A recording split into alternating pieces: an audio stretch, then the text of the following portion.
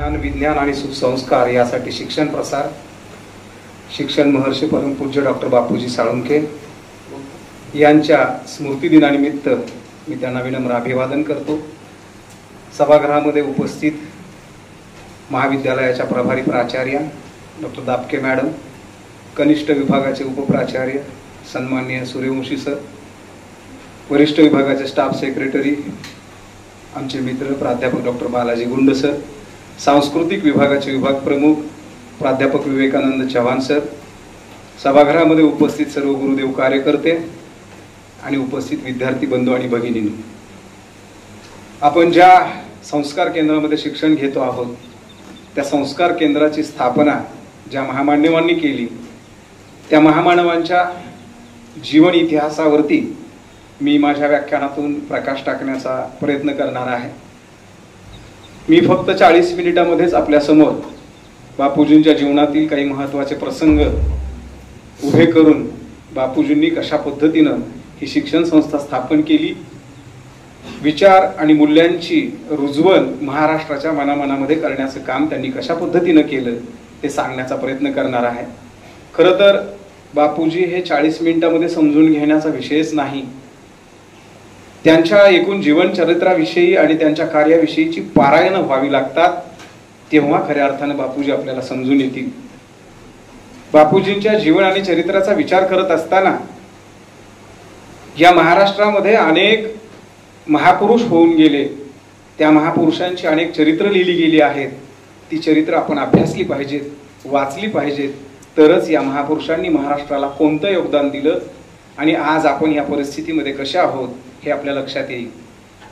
आज आपण सगळेजण एका छोट्या स्क्रीनच्या मोहामध्ये इतके अडकून गेलेलो आहोत की आपण आपलं जगणंच विसरून गेलेलो आहोत। मग हा स्क्रीनच आपलं सर्वस्व झालेलं आहे का याचा कुठेतरी विचार आपण केला पाहिजे आणि यातून बाहेर जी माणसं पडली ती माणसं अवकाशामध्ये विहार करू लागलेली आहेत आणि ती अवकाशामध्ये विहार करण्याची ताकद ज्या महामानवांनी या माणसांना दिली ते महामानव म्हणजे शिक्षण महर्षी परमपूज्य डॉक्टर बापूजी साळुंखे आहेत।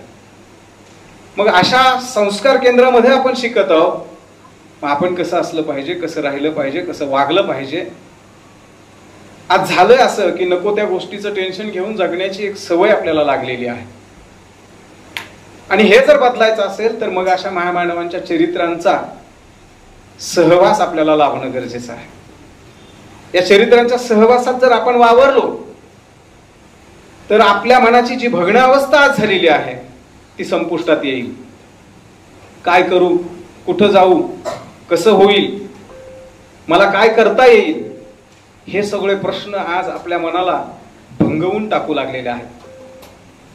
ही मनाची द्विधावस्था का निर्माण झाली याचं उत्तर जेव्हा आपण शोधायला लागतो तेव्हा आपल्या लक्षात येतं की रे आपण स्वतःला गुंतवून कशात घेतलेलं आहे। डॉक्टर बाबासाहेब आंबेडकरांनी 1956 मध्ये जेव्हा एक भाषण केलं, शेवटचं भाषण केलं, त्यावेळी त्या भाषणामध्ये बाबासाहेब असे म्हणाले होते की देशाला स्वातंत्र्य मिळालं, आज माणसं मुक्त झाली, पण मला भीती वाटू लागली आहे की कालांतरानं ही माझी माणसं माझ्या माणसांचीच गुलाम होतील की काय, आणि आज ती भीती सत्यात उतरलेली पाहायला मिळते। आज प्रत्येक जण मी माणूस आहे हीच गोष्ट विसरून गेलेला आहे आणि आम्ही गुलाम झालो या तंत्रज्ञानाचे, आम्ही गुलाम झालो या पाश्चात्य संस्कृतीचे, आमच्यातलं मी पण हरवून गेलं, मी कोण आहे याचा विचार संपुष्टात आला। तो विचार पुन्हा आत्मसात करायचा असेल, पुन्हा मला माणूस बनायचा असेल तर सुरुवात स्वतःपासून करावी लागेल।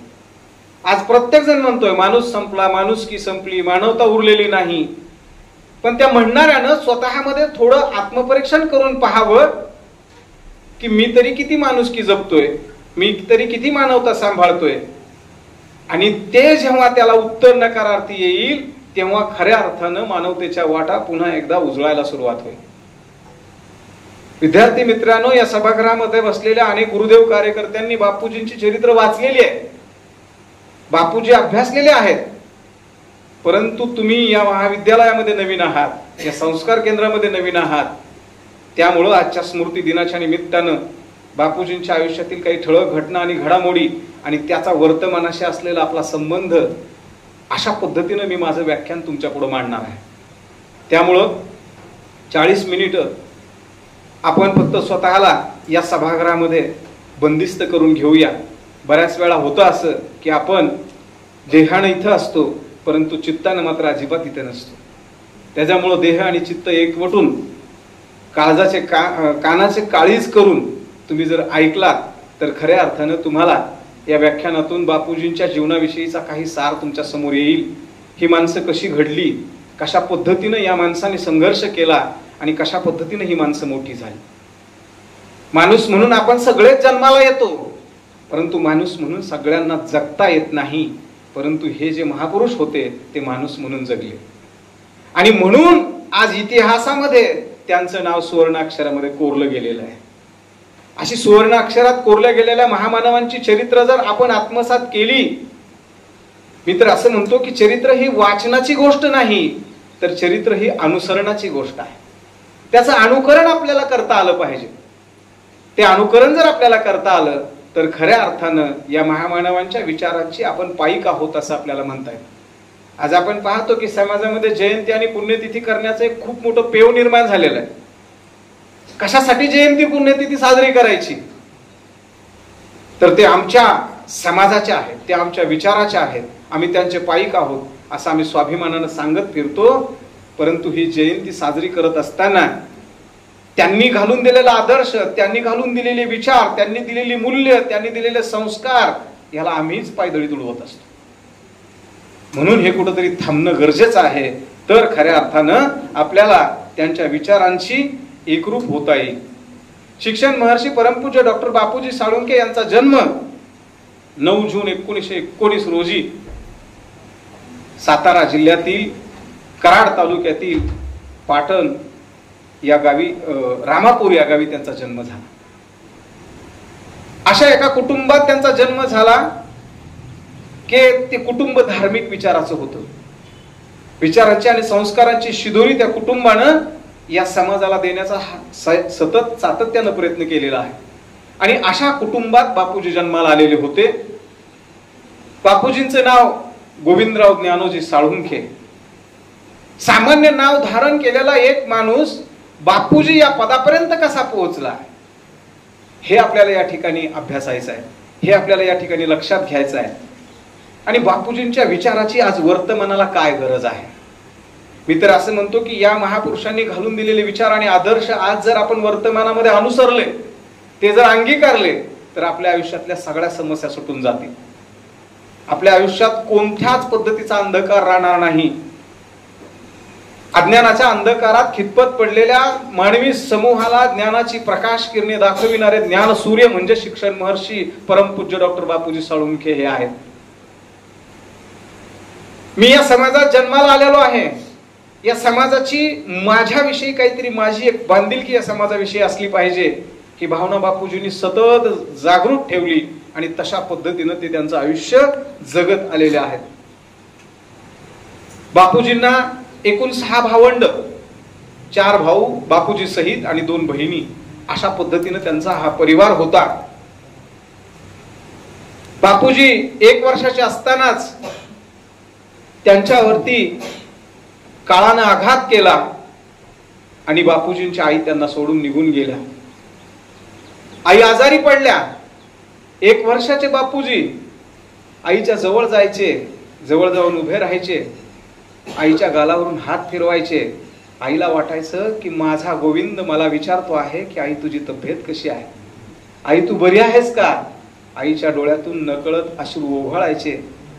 आई मोठ्या भावांना जवळ बोलवून घ्यायच्या, म्हणायच्या बाबांनो माझ्या गोविंदाला सांभाळा रे, त्याच्याकडे लक्ष द्या रे, आता माझं काही खरं नाही.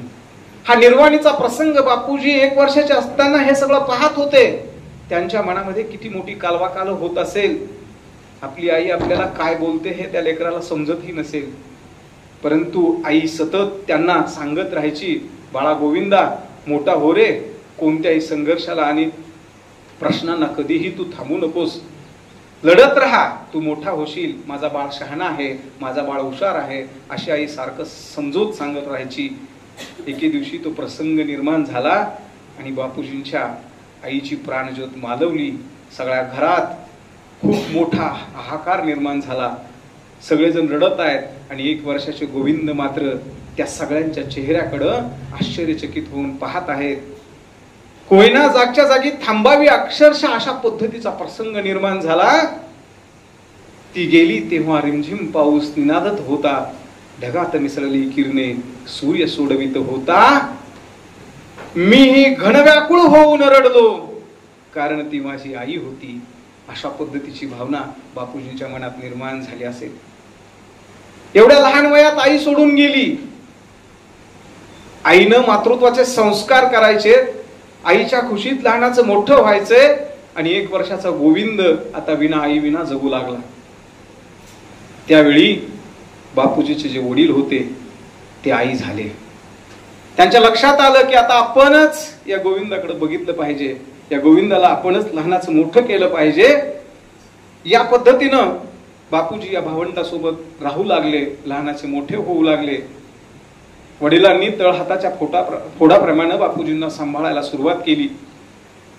बापूजी लहान होते परंतु ते खूप हट्टी होते, जिद्दी होते, कष्टाळू होते. एके दिवशी त्यांचे मोठे बंधू सदाशिव कोयनेवरती कपडे धुवायला गेले. सोबत बापूजीही गेले. बापूजी त्यांना म्हणाले की मी माझी कपडे स्वतः धुणार, परंतु पाण्याचा प्रवाह मोठा होता. त्यांचे बंधू म्हणाले नको रे, तुला पोहता येत नाही, तू पाण्यात उतरू नकोस. पण ऐकतील ते बापूजी कसले? ते ऐकायला तयारच नव्हते. ते हट्टवादाने पेटून उठले, मीच माझी कपडे धुणार असं म्हणू लागले. सदाशिवांनी त्यांना पुन्हा पुन्हा समजावून सांगितलं आणि पाण्यात उतरण्यापासून त्यांना मनाई केली. बापूजी कडेवरती थांबले. कालांतरानं थोड्या वेळानं पुन्हा बापूजी जवळ आले. पुन्हा पाण्यात उतरतो म्हणू लागले. सदाशिवांनी बापूजींना धरलं, दोन्ही हाताने उचललं आणि पाण्यामध्ये त्यांचे पाय बुडवले. ते म्हणाले तुला सोडू का पाण्यात, तुला सोडू का पाण्यात? असं हे दृश्य एका म्हातारीनं जवळून पाहिलं. ती म्हातारी मोठ्यानं ओरडली, अरे असं नको करू, बाळ निष्ठल हातातून. असं म्हणताना त्यांचं लक्ष, सदाशिवांचं लक्ष त्या म्हातारीकडे गेलं आणि क्षणार्धात हात निष्ठले आणि बापूजी कोयनेमध्ये पडले. सदाशिवांनी जीवाच्या आकांताने पुन्हा कोयनेमध्ये उडी टाकली. त्या नदीच्या प्रवाहातून बापूजींना बाहेर काढलं. हा जीव घेणा प्रसंग लहान वयामध्येच बापूजींच्या जीवावरती बेतलेला होता, परंतु त्यातूनही बापूजी सुखरूप बाहेर आले. अशा पद्धतीनं बापूजी हळूहळू लहानाचे मोठे होत होते. संस्काराची शिदोरी त्यांच्या आई वडिलांकडून त्यांना मिळू लागली होती. त्यांच्या शाळेला आता सुरुवात होणार होती. रामापूर सारख्या खेडेगावातच प्राथमिकचं शिक्षण त्यांचं सुरू झालं. पहिली हा वर्ग त्यांनी प्रवेशित केला आणि बापूजींच्या शिक्षणाचा त्या ठिकाणी श्री गणेशा झाला. बापूजी पहिलीमध्ये प्रवेशित झाले ते 8व्या वर्षी. उंच, गोरापान, सरळ नाकाचा एक विद्यार्थी आपल्या वर्गामध्ये आलेला आहे हे गुमास्ते गुरुजींनी पाहिलं आणि गुरुजींनाही आश्चर्यचकित वाटलं की ते 2री 3रीत प्रवेशित होणारा मुलगा आज पहिलीमध्ये आलेला आहे. त्यांनी आश्चर्यचकित होऊन बापूजींना जवळ घेतलं, बापूजींची सगळी माहिती विचारून घेतली आणि अशा पद्धतीनं हळूहळू बापूजी आता शिक्षणाच्या प्रवाहामध्ये रमू लागले. हळूहळू एक एक इयत्ता पार करत बापूजी 5वीमध्ये पोहोचले. पुन्हा एकदा काळानं बापूजींची परीक्षा घ्यायची ठरवली. आई निघून गेली, वडील आई झाले होते. वडील बापूजींना आईप्रमाणे माया देत होते, परंतु काळानं वडिलांवरही आघात केला. वडील आजारी पडले आणि वडिलांनाही आता हळूहळू असं वाटू लागलं की आपणही आता जास्त काळ टिकणार नाही. बापूजींचं वय 5वीच्या वर्षामध्ये बापूजी होते आणि वडील आजारी पडले. त्यावेळी काय करावं काहीच कळत नव्हतं. एके दिवशी वडिलांनी बापूजींना जवळ बोलवलं, हातामध्ये हात घेतला आणि बापूजींना ते समजावून सांगू लागले की अरे हे आयुष्य म्हणजे एकट्यानं जगायचं असतं. ही बाजूला जी सगळ्या गोष्टी आहेत ती एक माया आहे. या मायेच्या कधीही आपण आहारी जाऊ नये. अशा गोष्टी बापूजींना वडील सांगू लागले. बापूजींच्या हळूहळू हे लक्षात येऊ लागलं. ते बापूजींना अधिक समजावं म्हणून बापूजींना वडील म्हणाले, ज्ञानेश्वर महाराजांचंही असंच झालेलं होतं. ज्ञानेश्वर माऊली महाराजांचे आई वडील त्यांच्या लहानपणीच त्यांना सोडून निघून गेलेले होते. त्यांच्यावरती काळानं आघात केलेला होता, परंतु ते थकले नाहीत, थांबले नाहीत. ही गोष्ट बापूजींना वडील सारखं सांगत राहायचे. त्यावेळी बापूजींच्या हळूहळू लक्षात येऊ लागलं बापूजींनी एके दिवशी त्यांचा हात हातात घेतला आणि म्हणाले, आई लहानपणीच मला सोडून निघून गेली आणि आता तुम्हीही तशीच पद्धतीची भाषा करताय, आता मी तुम्हाला कुठेही जाऊ देणार नाही, तुम्ही मला सोडून जायचं नाही. अशा पद्धतीनं बापूजी वडिलांकडे आर्जव करू लागले. त्यावेळेस वडिलांनी बापूजींना जगण्याचा एक उपदेश सांगितला. संत तुकारामांच्या अभंगात तो उपदेश तसाचा तसा उतरलेला आहे की नाही कुणाचे कुणी तुझे नव्हे रे कोणी, अंती जाशील एकला प्राण्या माझे माझे म्हणून. ही जगण्याची खरी कसोटी आहे हे ज्ञानोजींनी बापूजींना समजावून सांगितलं की या जगामध्ये कुणी कुणाचं नसतं बाळा, आपणच आपला प्रवास करायचा असतो, आपणच आपलं आयुष्य जगायचं असतं. हे सगळे ज्ञानाचे उपदेश बापूजींना वडील सांगत होते. आयुष्याच्या शेवटच्या उतार वयामध्ये या सगळ्या गोष्टी बापूजींना समजून सांगण्याचा ते सतत प्रयत्न करत होते, परंतु बापूजी समजून घ्यायला तयार नव्हते. एके दिवशी असाच एक बाका प्रसंग उभा राहिला. वडिलांच्या नरड्यामधून गळ्यामधून आवाज येऊ लागला. त्यावेळी घरातली थोरली सुनबाई होती. त्यांनी ओळखलं की आता आपले मामांचे जास्त दिवस राहणार नाहीत. आणि बापूजी त्यावेळी उशालाच उभे होते. ज्ञानोजींच्या हे लक्षात आलं की माझी प्राणज्योत मावळताना जर बापूजी इथे थांबले, माझा गोविंद इथे थांबला तर त्याला जगणं अवघड होऊन बसेल. म्हणून त्यांनी त्यांना वाण्याच्या दुकानात पाठवलं. बापूजी वाण्याच्या दुकानात गेले, रडत रडत त्यांनी वाण्याला वस्तू मागितल्या. वाण्याने त्यांच्याकडे पाहिलं आणि म्हणाले, का रे गोविंदा काय झालं? वडिलांची तब्येत बरी नाही का? अश्रू अनावर झालेले बापूजी हुंदके देत देत त्यांना सांगू लागले, होय वडिलांची तब्येत बरी नाही, मी कासावीस झालेलो आहे, पटकन मला वस्तू द्या, मला माझ्या वडिलांकडे जायचं आहे. असं ते सांगत असताना वाण्यानं सगळ्या वस्तू दिल्या. परंतु तोपर्यंत इकडं बापूजींच्या वडिलांची प्राणज्योत मालवलेली होती. घरात हाहाकार माजलेला होता. सगळेजण रडत होते, अश्रू अनावर झालेले होते. बापूजी धावत पळत तिथं आले. बाजूच्या सगळ्या बायका गोळा झालेल्या होत्या. ही सगळी गर्दी पाहून बापूजींच्या लक्षात आले की आपले वडील आता आपल्याला सोडून गेलेले आहेत. आणि बापूजींनी ते सत्य घटना स्वीकारली की ठीक आहे, आज आपली आई नाही, आपले वडील नाहीत, परंतु आपल्याला जगायचं आहे. अशा पद्धतीनं मातृभक्त आणि पितृभक्त असणारे बापूजी हळूहळू शिक्षणाच्या प्रवासातून पुढे पुढे जाऊ लागले. एक एक इयत्ता सर करत बापूजी पुढे जात होते. बापूजी 5वीत असताना शाळेची एकदा सहल निघाली. 2 दिवसासाठी सहल जाणार होती. गुरुजींच्या लक्षात आलं की 4थी 5वीतली मुलं जर सहलीमध्ये नेली तर आपल्याला डोंगरदऱ्या चढून पार करून पुढे जायचं आहे. त्या मुलांना चढता येणार नाही. म्हणून त्यांनी काय केलं, 6वी 7वीचीच फक्त मुलं घ्यायची असं ठरवलं. सहल निघाली. बापूजींच्या मनात इच्छा होती की सहलीला मला जायचंच आहे, परंतु गुरुजींचा आदेश होता की 5वीच्या वर्गातील आणि त्याच्या खालील वर्गातील कोणीही विद्यार्थ्यांनी सहलीला यायचं नाही. पण बापूजी हट्टी होते. त्यांनी ठरवलं होतं की मला जायचंच आहे. 35 मुलं घेऊन सहल निघाली. सहल त्या डोंगरदऱ्यामध्ये जाऊन पोहोचली आणि गुरुजींनी मुलांचे मोजमाप केलं तर 36 मुलं झाली. 36वा मुलगा कोण आहे म्हणून गुरुजी विचारू लागले. तेव्हा बापूजी नम्रपणे उभे राहिले. म्हणाले, मी आहे 36वा मुलगा. तू कोणत्या वर्गात आहेस रे? बापूजी नम्रपणे म्हणाले, मी 5वीत आहे. गुरुजी म्हणाले, मी काय सांगितलं होतं, 5वीतल्या वर्गातल्या विद्यार्थ्यांनी यायचं नाही सहलीला, तू का आलास? नाही गुरुजी, मला डोंगरदऱ्या चढता येतील, मी थकणार नाही, मी दमणार नाही, मी येईन तुमच्या सोबत. निर्धाराने बापूजी बोलू लागले. गुरुजींनी हे सगळं ऐकलं आणि गुरुजींच्या लक्षात आलं की नाही, हा मुलगा आता वापस जाण्याच्या तयारीचा नाही, हा आपल्या सोबतच राहील. 2 दिवस बापूजींच्या त्या सानिध्यात राहणारे गुरुजी सुद्धा एके दिवशी सहल पूर्ण करून आल्यानंतर म्हणाले की 36वा जो मुलगा सहलीमध्ये आला होता त्याच्यामुळे सर्वांना मजा आली, सर्वांना सहल चांगल्या पद्धतीने पार करता आली. बापूजींनी आयुष्यभर आनंद देण्याचं काम केलं. आपल्या सानिध्यात आलेली जी जी माणसं होती त्यांना सत्य, प्रामाणिकता, शील या विचारांची शिकवण बापूजींनी दिली. आणि मग त्याच विचार संस्कारातून आज आपण जातो आहोत. आज सत्य उरलेलं आहे का? प्रामाणिकता उरलेली आहे का? क्षणाक्षणावर खोटं वागणारी माणसं निर्माण झाली. म्हणून मी तुम्हाला म्हणालो की या महापुरुषांच्या चरित्राची पारायण होणं गरजेचं आहे.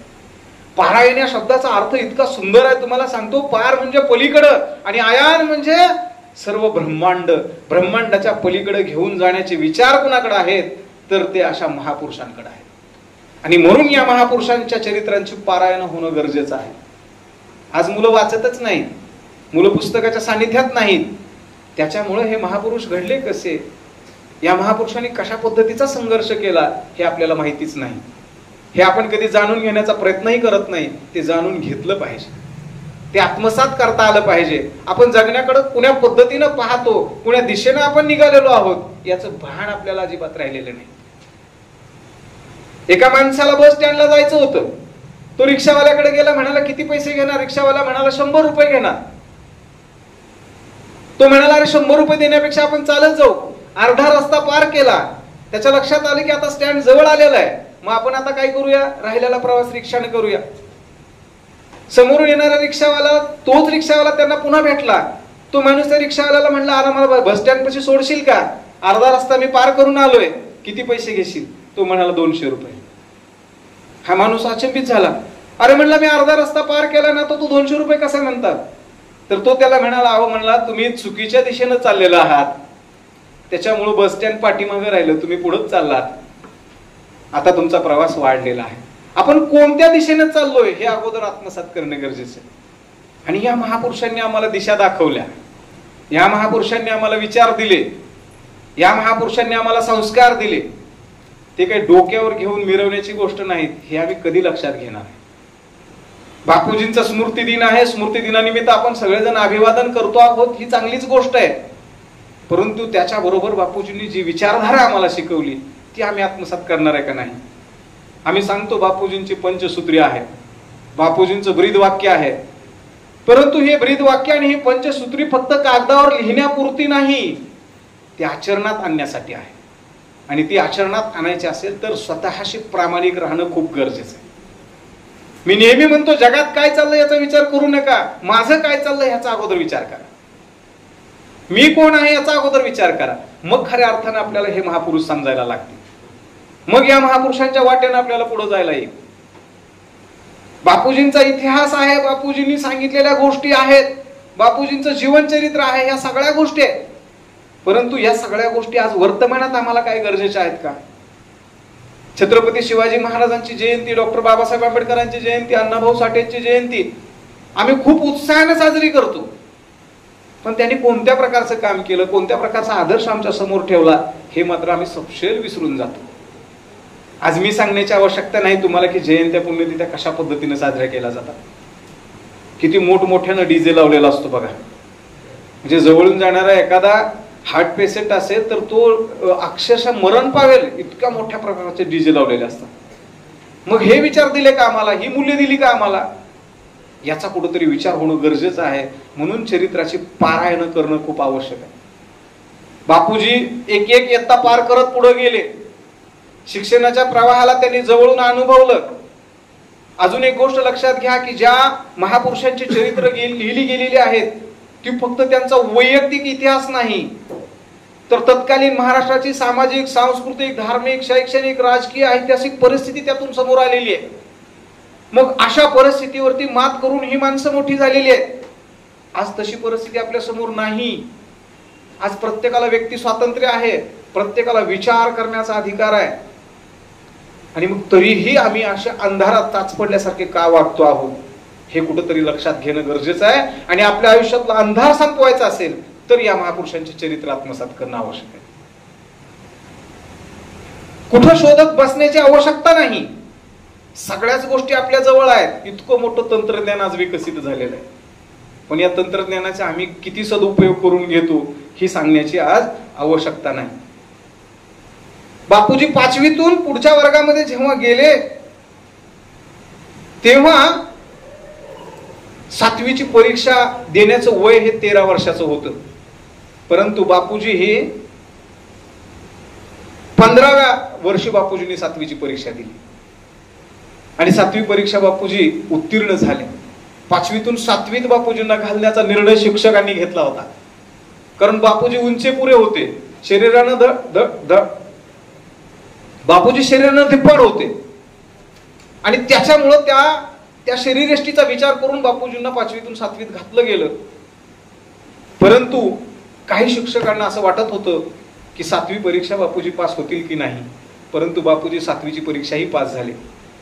आता पुढील शिक्षणाचा प्रवास करायचा होता.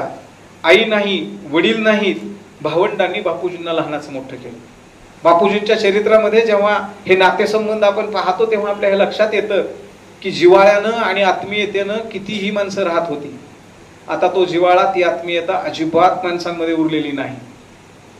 आपण सगळेजणच, म्हणजे माझ्या स्वतःपासून आपण सगळ्यांचा जर विचार केला तर किती आत्मीयतेनं आपण एकमेकांशी वागतो आणि राहतो. परंतु बापूजींची भावंड ह्या जिव्हाळ्यानं, ह्या आत्मीयतेनं राहिली म्हणून आज बापूजी घडलेले आहेत. एकत्र कुटुंब पद्धती या महाराष्ट्राच्या संस्कृतीतली खूप मोठी परंपरा होती, पण आज ती संपुष्टात आली. आज एकत्र कुटुंब पद्धती आपल्याला कुठेही दिसत नाही. मग या महापुरुषांच्या विचारांचं अनुसरण केलं, तशा पद्धतीने आपण जगण्याचा प्रयत्न केला तर खऱ्या अर्थानं आपल्याला या पद्धतीनं या सगळ्या गोष्टी लक्षात येऊ शकतील. बापूजी पाटणवरून इस्लामपूरला निघाले पुढच्या शिक्षणाच्या प्रवासासाठी. इस्लामपूरला त्यांचे मधवे बंधू टेलरिंगचा व्यवसाय करायचे, तिथं ते होते. त्यामुळे बापूजींनी इस्लामपूरला जाण्याचं ठरवलं आणि तिथं जाऊन आता शिक्षण पुढचं पूर्ण करायचंय असंही ठरवलं. शिक्षणाचा पुढचा टप्पा बापूजींनी गाठला, त्या ठिकाणी ते जाऊन शिकू लागले. दरम्यानच्या काळामध्ये त्यांच्या मधव्या बंधूंचा विवाहही झाला आणि विवाह झाल्यानंतर त्यांना बेळगाव या ठिकाणची मुलगी त्यांनी केलेली होती, त्या ठिकाणी ते परत बेळगावला गेले आणि आपला व्यवसाय त्या ठिकाणी त्यांनी निर्माण केला. पुन्हा एकदा बापूजी एकटे पडले.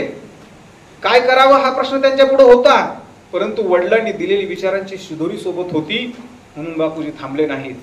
शिक्षणाचा प्रवास अखंडपणे बापूजींनी चालू ठेवला. त्या शिक्षणाच्या प्रवासामध्ये बापूजी समाजाकडे सूक्ष्म दृष्टीने पाहत होते, समाजातली शिक्षणाची परिस्थिती पाहत होते, समाजातली एकूणच जातीयता, अंधश्रद्धा, भेदाभेद या सगळ्या गोष्टी हळूहळू बापूजींच्या लक्षात येऊ लागलेल्या होत्या.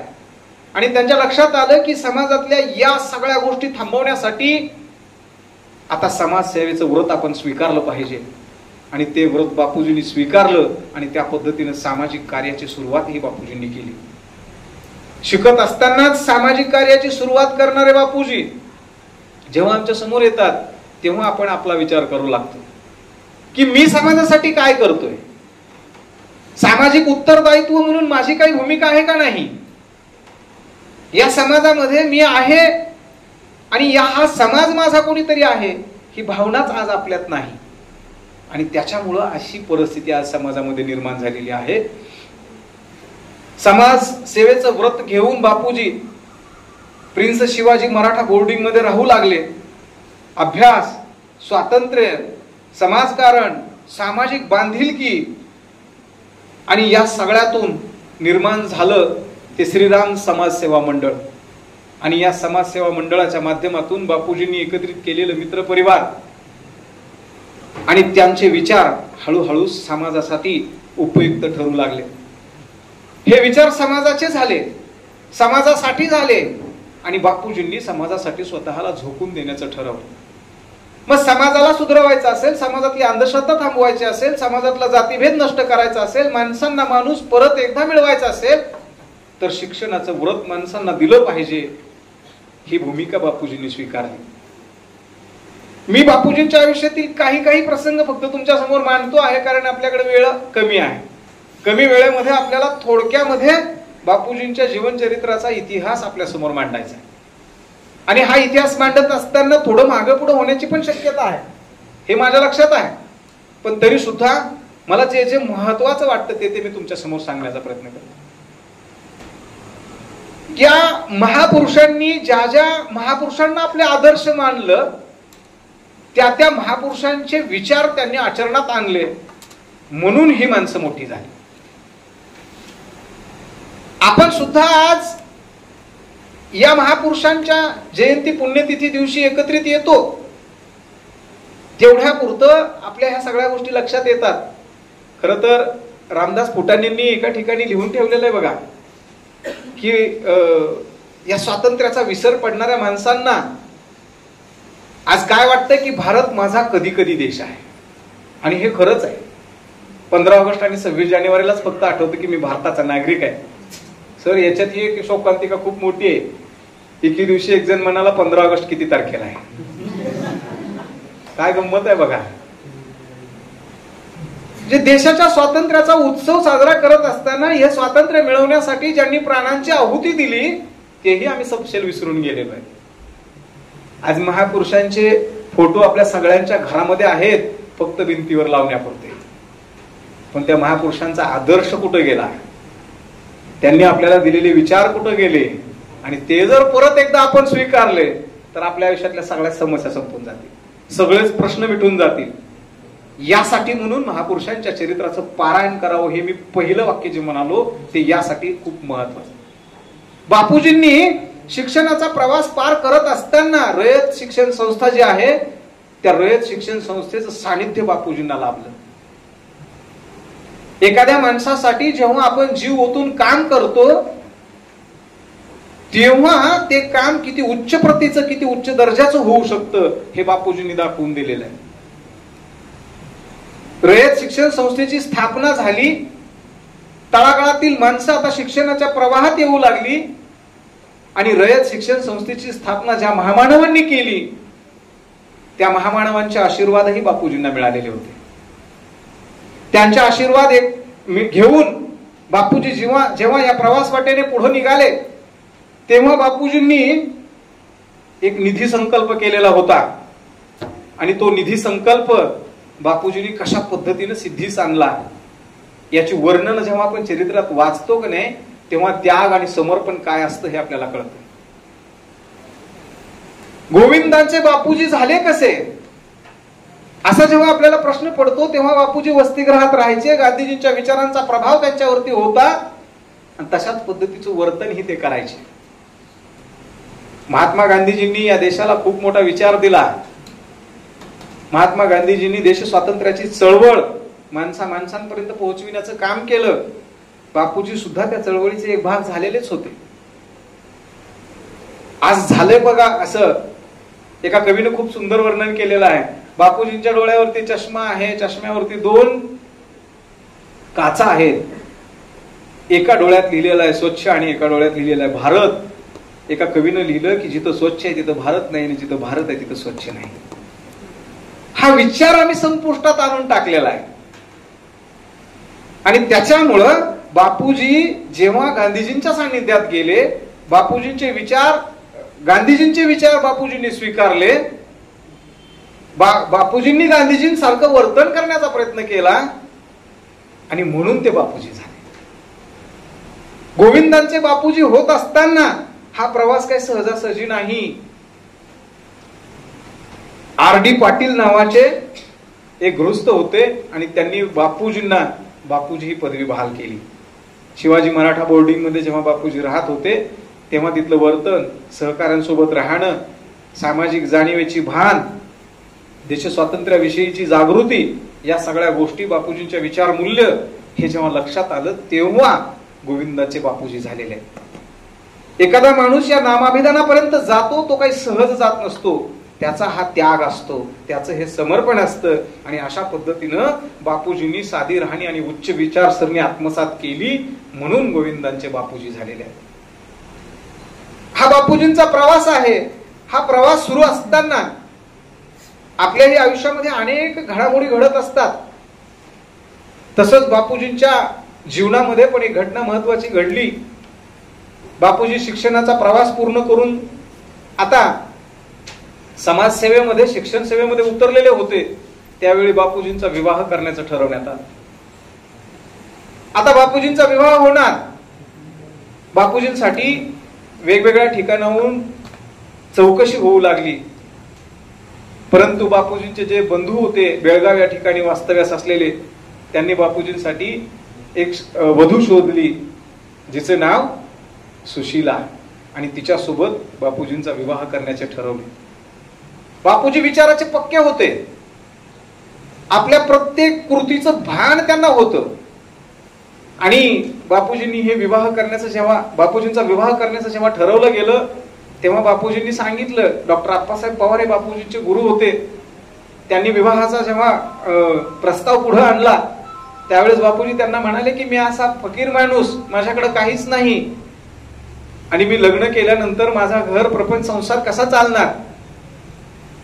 म्हणजे बघा, एवढं मोठं व्यक्तिमत्व, एवढ्या सगळ्या गोष्टी बापूजींकडे होत्या, तरी सुद्धा ते स्वतःला काय समजायचे? फकीर समजायचे. आपण थोडी काही गोष्ट आपल्याला मिळाली तर इतके मोठे झाल्यासारखं वाटतं आपल्याला की जणू काही हे सगळं विश्वच आपल्या ताब्यात आलेलं आहे. अशा पद्धतीने आपण जगतो. आविर्भाव आणि गर्व घेऊन जेव्हा माणसं जगतात तेव्हा त्यांचं माणूस पण संपुष्टात आलेलं असतं. म्हणून कुठल्याच गोष्टीचा गर्व कधी होऊ द्यायचा नसतो. मित्रांनो, तुम्हाला एक गोष्ट माहिती आहे? एक पारधी, एक मुंगी, एक कबूतर, आणि जंगलामध्ये तो पारधी त्या कबुतराला मारणार होता. त्यावेळी मुंगीनं त्या पारध्याच्या पायाचा चावा घेतला आणि कबुतराचा जीव वाचवला. परंतु ही गोष्ट आताच्या काळात पुढच्या टप्प्यावरती येऊन पोहोचली. एके दिवशी ते कबूतर त्या झाडावरती असंच बसलेलं होतं. मुंगीला तहान लागली. मुंगी पाण्याच्या ओढीनं नदीच्या किनाऱ्यावरती गेली. पाणी पित असताना मुंगी पाय घसरून पाण्यामध्ये पडली. मुंगी जीवाच्या आकांतानं कोणीतरी मदतीला येईल म्हणून इकडं तिकडं पाहत होती. तेव्हा कबुतराच्या लक्षात आलं की मुंगीनं आपला कधीतरी प्राण वाचवलेला आहे. महाराष्ट्राचे मुख्यमंत्री झाले त्यावेळी आचार्य आत्रेयांनी मुंबईमधून एका दैनिकामध्ये बातमी छापून आणली की महाराष्ट्राला निपुत्रिक मुख्यमंत्री मिळाला. ही बातमी वेणुताईंनी वाचली आणि त्यांचे डोळे भरून आले. वेणुताईंना वाईट वाटलं. वेणुताई रडलेल्या यशवंतरावांनी पाहिलं आणि यशवंतरावांचं मन हवालदिल झालं. यशवंतरावांनी आत्रेंना ही गोष्ट सांगितली. त्यावेळी आत्रेंनी वेणुताईचे पाय धरले. त्याग आणि समर्पण काय असतं हे त्या भूमीला माहिती आहे. मी यशवंतरावांचा प्रसंग का सांगितला तुम्हाला, तर त्याच परिसरातनं बापूजी आलेले होते. बापूजी भूमिगत चळवळीमध्ये काम करत असताना त्यांच्या वैवाहिक जीवनाला सुरुवात झालेली होती. तरी पण बापूजींनी आपलं घर, आपलं प्रपंच, मी आणि माझं सगळं असा कधीही विचार केला नाही. त्यागाची भावना बापूजींनी सतत अंगीकारली आणि अशा पद्धतीनं बापूजींनी शिक्षणाच्या प्रवाहाबरोबर देश स्वातंत्र्याच्या चळवळीतही काम केलं. रयत शिक्षण संस्थेतून जेव्हा बापूजी रुकडीला आले, रुकडीला मुख्याध्यापक झाले, त्याही ठिकाणी बापूजींनी मुख्याध्यापक म्हणून काम करत असताना राजश्री शाहू महाराजांनी दिलेली ती जमीन जी होती त्या जमिनीवरती बापूजींनी नंदनवन निर्माण केलं. तिथं वसतिगृह स्थापन केलं. वसतिगृहामध्ये मुलांना कमवा आणि शिका ही योजना जी आहे त्या योजनेसारखं मुलांना कष्ट कसं करावं, कष्टाप्रती आणि कर्माप्रती आपण प्रामाणिक कसं राहावं हे बापूजींनी शिकवलं. त्या मुलांना सोबत घेऊन तिथं 2 विहिरी केल्या. जवळपास त्या ठिकाणी बापूजींनी 25 एकर जमीन लागवडीखाली आणली. अशा पद्धतीनं बापूजींनी संस्कार मुलांवरती करत बापूजी लहानाचे मोठे झालेले होते आणि तोच विचार समाजामध्ये घराघरापर्यंत पोहोचला पाहिजे ही प्रामाणिक भूमिका बापूजींनी घेतली. त्याही ठिकाणी बापूजींची एका डीएडच्या प्राचार्यांसोबत वादावाद झाली. बापूजी हे सत्यानं चालणारे, विचाराच्या मार्गावर राहणारे, कुठल्याही प्रकारची तडजोड न करणारे अशा पद्धतीचे बापूजी होते. आणि त्या मुख्याध्यापकासोबत जेव्हा बापूजींचा वाद झाला तेव्हा बापूजींनी ते शिक्षण संस्था त्यागण्याचा निर्णय घेतला आणि तिथून बापूजी बाहेर पडले. खरं तर ही घटना आपल्या सगळ्यांसाठी खूप आनंदाची आणि अभिमानाची आहे. कारण त्यावेळी जर बापूजी रयत शिक्षण संस्थेतून बाहेर पडले नसते तर श्री स्वामी विवेकानंद शिक्षण संस्थेची निर्मिती झाली नसती, श्री स्वामी विवेकानंद शिक्षण संस्था स्थापन झाली नसती, तर आज हे महाविद्यालय उभं राहिलं नसतं. हे महाविद्यालय उभं राहिलं नसतं तर आम्ही इथं शिकवायला नसतो आणि तुम्ही इथं शिकायला नसतो. म्हणजे ती घटना त्या काळी घडलेली आज आपल्यासाठी एवढी महत्वाची आहे. बापूजी तिथून बाहेर पडले, श्री स्वामी विवेकानंद शिक्षण संस्था स्थापन करण्याचा निर्णय घेतला आणि तो निर्णय सार्थकी ठरवला. या शिक्षण संस्थेची स्थापना केली. समाजाला जर सुधारायचं असेल, समाजामध्ये जर परिवर्तन घडवून आणायचं असेल तर समाजामध्ये शिक्षणाचं बीज पेरलं गेलं पाहिजे ही बापूजींनी ओळखलं आणि तशा पद्धतीनं श्री स्वामी विवेकानंद शिक्षण संस्थेची स्थापना केली. आणि श्री स्वामी विवेकानंद शिक्षण संस्थेच्या माध्यमातून बापूजींनी शिक्षणाची एक चळवळ महाराष्ट्रात उभी करून घराघरापर्यंत शिक्षणाचा प्रवाह त्यांनी नेऊन पोहोचवला. असे हे बापूजींच्या एकूणच कार्याचा विचार करत असताना शिक्षण संस्थेतील हा प्रवास या दृष्टीने अत्यंत महत्वाचा आणि अभिमानाचा आहे असं आपल्याला म्हणावं वाटतं. आज श्री स्वामी विवेकानंद शिक्षण संस्थेचे 406 संस्कार केंद्र आहेत आणि या 406 संस्कार केंद्रातून लाखो विद्यार्थी आज शिक्षण घेत आहेत. देशाच्याच नाही तर विदेशात सुद्धा आज श्री स्वामी विवेकानंद शिक्षण संस्थेतले अनेक विद्यार्थी मोठमोठ्या पदावरती कार्यरत असलेले आपल्याला पाहावयास मिळतात. बहुजनांच्या जीवनामध्ये प्रवास घडवून आणण्याचं काम, बदल घडवून आणण्याचं काम खऱ्या अर्थानं बापूजींच्या शिक्षण प्रवासानं केलं. आणि म्हणून बापूजी हे आपल्या सर्वांसाठी प्रिय आहेत. अशा या महामानवाच्या स्मृती दिनाच्या निमित्तानं जाता जाता फक्त एक भाई बागल यांनी या शिक्षण संस्थेविषयी केलेले एक विधान मला महत्वाचं वाटतं की बापूजींच्या अविश्रांत श्रमाने कितीतरी आडवळणातला कानाकोपरा ज्ञानाने उजळून निघालेला आहे. म्हणजे जिथं जिथं जे न देखे रवी ते देखे कवी असं कवीच्या बाबतीत म्हटलं जातं. पण जे जे समाज पुरुषांना दिसलं नाही ते बापूजींनी पाहिलं. आणि या महाराष्ट्रातल्या कानाकोपऱ्यामध्ये जिथं माणूस सहजासहजी पोहोचू शकणार नाही अशा आडवळणापर्यंत बापूजी पोहोचले. आणि त्या ठिकाणी त्यांनी शिक्षण संस्था स्थापन केली. आणि त्या शिक्षण संस्थेच्या संस्कार केंद्रातून अनेक मुलं शिकली. शिक्षणामुळे समाजामध्ये खूप मोठ्या प्रमाणात परिवर्तन घडून आलं. हे सगळं परिवर्तन घडून येत असताना आज वर्तमानामध्ये आपणही बापूजींच्या शिक्षण संस्थेमध्ये शिक्षण घेत आहोत. सत्यशील, प्रामाणिकता आणि त्याग पिळवणूक प्रवृत्तीस आळा ही पंचसूत्री बापूजींनी आम्हाला घालून दिलेली आहे. ती पंचसूत्री आपण स्वीकारण्याचा निर्धार करूया. ज्ञान, विज्ञान आणि सुसंस्कार यासाठी शिक्षण प्रसार हे ब्रीद बापूजींनी या संस्थेला घालून दिलेलं आहे. ते ज्ञान काय आहे, तो संस्कार कोणता आहे हे सतत आपण जागत ठेवण्याचा प्रयत्न करूया. आणि या विचारानं जर आपण पुढे गेलो तर नक्कीच आपण आपल्या स्वप्नांना साकार करू शकतो असं या ठिकाणी मी आवर्जून तुम्हाला सांगू इच्छितो. आज आपल्या महाविद्यालयामध्ये शिक्षण महर्षी डॉक्टर बापूजी साळुंखे यांच्या स्मृती दिनानिमित्त मला व्यक्त होण्याची संधी महाविद्यालयाच्या प्रशासनानं या ठिकाणी उपलब्ध करून दिली. त्याबद्दल मी महाविद्यालयाच्या प्रशासनाचे मनापासून आभार मानतो.